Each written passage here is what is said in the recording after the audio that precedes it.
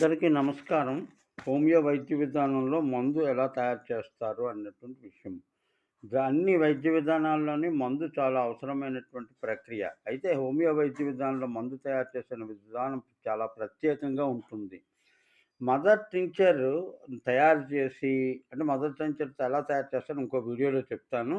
దాని నుండి ఆ మదర్ టింక్చర్ నుంచి ఒక చుక్క రసానికి 99 చుక్కల ఆల్కహాల్‌ని కలుపుతారు.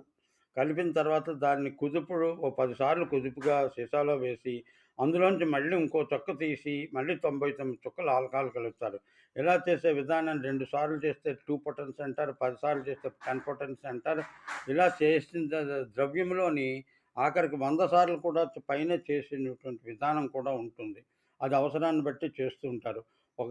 ఇందులో ఉన్నటువంటి మందు యొక్క శాతం తగ్గుతూ జీవశక్తి యొక్క శాతం పెరుగుతూ ఉంది. ఈ జీవశక్తి మానవ శరీరం